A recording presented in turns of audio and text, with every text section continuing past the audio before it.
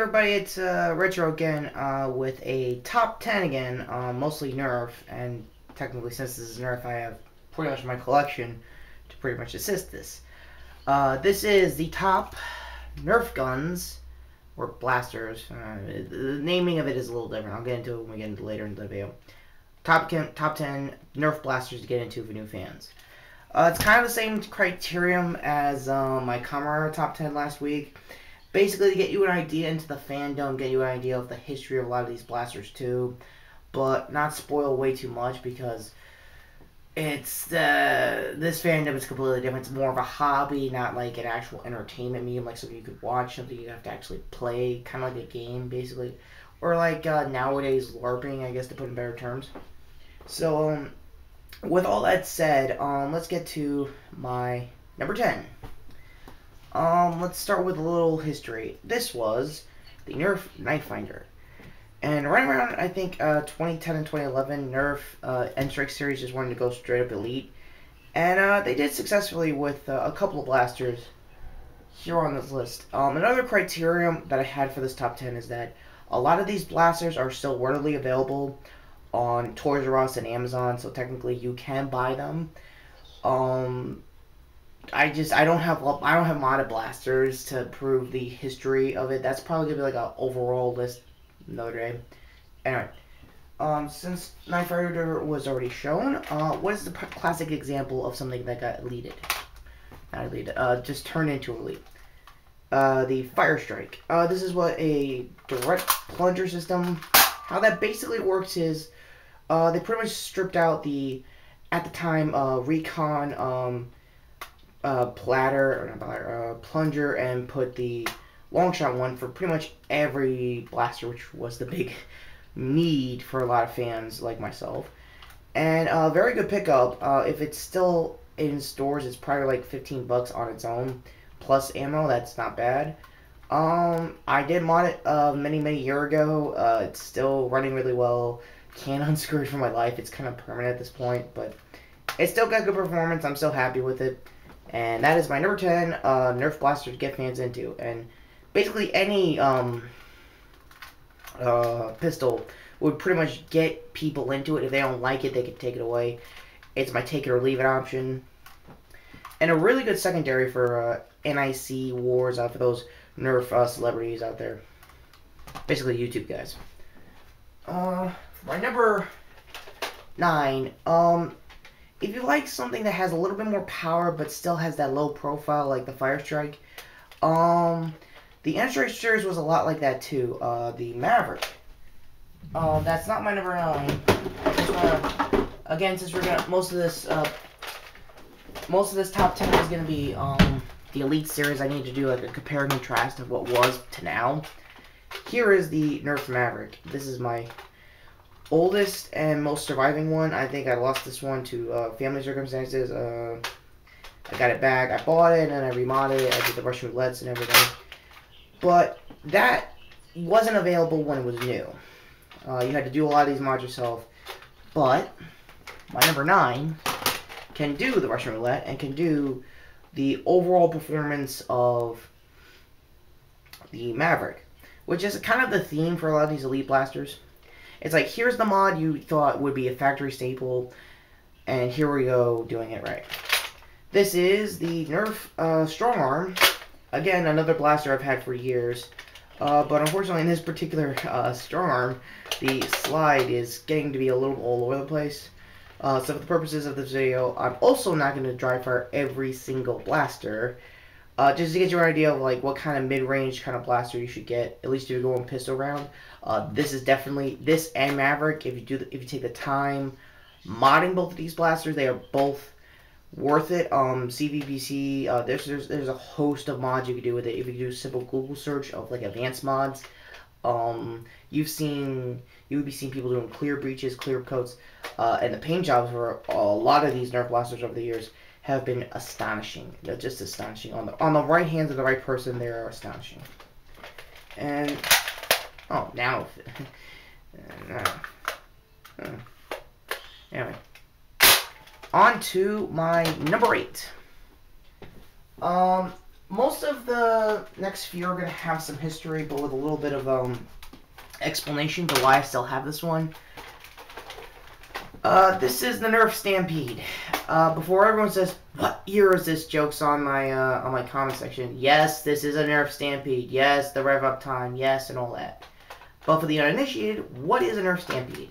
It was the first Nerf blaster that gave us the 18-round mag. So, unfortunately speaking, I still love my Nerf Stampede because it gave us a really good magazine that got us out of the 6-round years in the early, later 2000s to now where we are now with 18-round mags. So basically, I owe a lot of props to this blaster, and anyone in the flywheel game should too. My honest opinion. Should I pick up a Rapid Strike? In the near future, I really should. Or if by some unfortunate chance my Stampede here like just keels over, or there's battery acid on the seat batteries, or anything with maintenance that I haven't done over the years. I have done light modding. I kind of had one of those flip-up adapters for 6-rounders, and I just left it here as like a extension kind of deal that you see on Real Steel guys. Or as I call them down here, Real Deal operators. And to those who are out there making this fandom weirder, good luck. You're going to need it. So on to my number 6.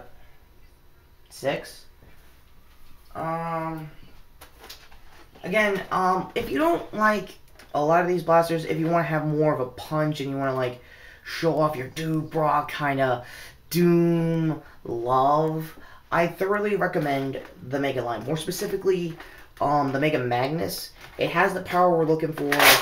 It has a really good spring. It's 8 times better than its actual first blaster, the Centurion, the sniper. I didn't get it because of the backlash and because of a lot of the negative reviews, and probably because it was extremely hard to mod. But if you do the right amount of work, this is an internal mag. What an internal magazine is, I have a card of stuff I've already said about this in my initial review of this when I was Red Hood. Yes, I'm going off character, hate to say it. But, and it's still on AR. What AR is air restrictor. Basically, those little pegs in the blasters that restricts the air and airflow of the blaster. So that might not be enough for the Mega line. Compressing the air is pretty much what you want to do, and like stretching out the spring is exactly what you need to like show how far this new series can literally go. It just came out like I think 2 years ago at least. And it's already becoming a fan favorite, at least pistols-wise for me. And on to the last 5. Let's keep in mind, this one was technically a NStrike blaster before I picked it up. But having it now as an elite is more fun than I never thought it could be. And another term that I have to talk about the uninitiated with it. Slamfire, otherwise known as in this particular case, the Alpha Trooper. For anyone who's seen my Trevor Phillips GTA 5 video with this, you know that I'm a huge fan of the Alpha Trooper as well, and what's later been called down the road these kinds of blasters, Springers. It's pretty much the Nerf equivalent of Mac versus PC. Oh, you're a Springer. Oh, you're a flywheel guy. Like, they both have better range, both have good springs, both can pretty much do their job if you know how to maintenance the mod, basically. But that's another beef for another time, and probably another video of its own. But on to the Alpha Trooper. When it was the NStrike, it had already a history of mods done. Angel Breach, spring extensions. AR already gets knocked out within seconds when you pick up new blasters. That's kind of been the tradition with a lot of people in the fandom. Like, okay, let's go knock this thing out and see what we can do. And the Slamfire, even years later, it's like a very comfortable grip compared to the compared to the Raider or the Rampage, its elite counterpart nowadays, or even my Star Wars blaster. This and Raider started the whole Slamfire trend. If it hasn't already existed, this may have restarted it, I don't know. This already has a history of its own. words can't express how good this thing can be sometimes. Nerve-wracking is obviously re-shelling the blaster. This was the first time I realized re-shelling could technically kill a blaster, so the fact it's still running after 2 years is kind of a good thing for me. And now to the final four. Going back to the 2000s now with dart tag. Technically speaking, this kind of competition types of blasters still exist now with the rivals. I've yet to pick up the rivals. I really, really want to. They look really good. But here's what they had 5 years prior. More specifically, the one I could manage to pick up during the dart tag years. The Fury Fire. I already modded it. I took out the ARs, and at the time, ARs were just basically little pegs and like in and out kind of stuff. But reshelling is always half the battle sometimes with these blasters. Even nowadays with the Sharp Fire, again, card for that little monster. Ooh, that great trigger. Ooh. But it's single fire. Basically means it's running on the revolver 8 rounds. I think 10, if I remember correctly. It's probably 10 if I know my blaster really well. This is now if you also got this at Target, this was a double pack at the time. This was basically Nerf's idea of making the dart tag series more competitive at this point in the dart tag life cycle, and with the permanent mags, with the quick 16s and all that, just proved that it was meant for competition purposes, not really for longevity play. And I can see where it is a couple of times. In a lot of ways now, after years of having it, it looks like an AirTech 3000, but like a semi-auto version of it. The AirTech series is basically the oldest of Nerf blasters, and if you ever find those, they are amazing to do. You could do pump spray, you could fix up the bladder, fix up the springs, and you can make it go probably 90 to 100 feet, possibly, if you know what you're doing on a Nerf Haven post. I don't know what kind of history mods Fury Fire has other than integration, because a lot of these secondary blasters, yes, this is now officially my thoughts on secondaries. Basically, you got these types of blasters, these gimmicky blasters, are perfect for what's called integration. Like basically, you put the two underneath a blaster, and that's a lot of R&D on its own, and mainly people who premiere their integrations is like when it's fully modded, and the process is step by step, and you have to have like a Nerf Haven post even now to explain exactly how they did it perfectly without, you know, breaking the blaster and their wallet, because they have to also be within budget, because half these mods, even myself, I have to have a budget for most of these things, and I don't have half the tools these guys have nowadays. More specifically, I guess channel-wise, Lord Drag. I'll put a link in the description for him and a lot of the guys I'm going to be mentioning. For the final three. To Coop, I really hope you're not going to be angry about this, but Coop 772, I believe that. I know it's Coop. Otherwise known as nowadays as his Unicorn Tactical kind of group. Really love flywheels, and currently does combo videos with this particular blaster, the Nerf Strife. Now, this is where we can finally say, yes, I do have a flywheel blaster. I also have the Hailfire. I have basically that. As far as later down the road blasters I want to get, I also really want to get Rapid Strike to see how much has changed now with the Stampede. Just out of curiosity. I'm just looking for the right price, basically. But in the meantime, this is as bare bones as it gets, aside from the 35 mag. It also came with a 6, so you can put a plethora of things. If you're a first-time fan, I honestly recommend Strife as your first primary, and maybe a Strong Arm as your good secondary, and a Side Strike as your backup, the one that has the holster. Yeah, those three are like a really good loadout kind of set for a first-time operator or fan into the genre or into this hobby. I really believe you should get this. Keep in mind there will be people who think, oh, sprinters are better, but they'll only say it lightly. They know that sometimes you can amp this, you can put trust fires, ultra fires, lipo batteries.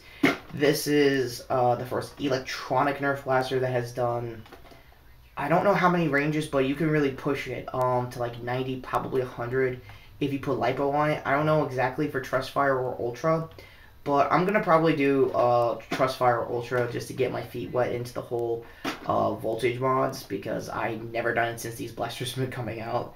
I've kind of been quiet about it up until now about how I should do it, because I really don't know how, and I really need help. Comment down below on how to exactly mod this voltage-wise. I know it's mostly rewiring, but what are you gonna do? And to the final two Nerf blasters that I believe you should be a fan of, or at least understand the fandom. One is my personal favorite. It's the Retaliator. I've had its predecessor, the Recon. It's exactly like this, but like yellow. And it's pretty much a lot better internally than externally. Externally, it's basically a Recon. It's basically the exact shell and everything. But internally, you have an upgraded Longshot plunger, a beefier spring, and we're still running on stock here. And I managed to, I think, barely get some of the air out. I didn't get all of it out because the top loading, for anybody who has had a Recon or Retaliator in this point, we'll say top loaders suck now because they'll probably jam up on you or break your slide. There have been mods in the past to basically integrate this into a pump action of its own, and I'm willing to try that out. Mostly they're 3D printed companies, so your mileage may vary on how far you're going to go. Again, I'm going to leave a link to Coop for that kind of description, and probably the card on exactly which type that you got. For all I know, it's probably a simple drop in, drop out kind of loadout modding profile. What that basically means is you're replacing a part and putting in the modded part to basically do what should have been done with blasters like these, with this kind of design scheme that should have updated itself as time went on. If it's still out there, it's probably going to be in the DX line, wherever they call that ice, clear coat kind of plastic, basically half and half clear. If you can't find it, probably hunt it down on eBay. It's probably decently priced than the next blaster that I have.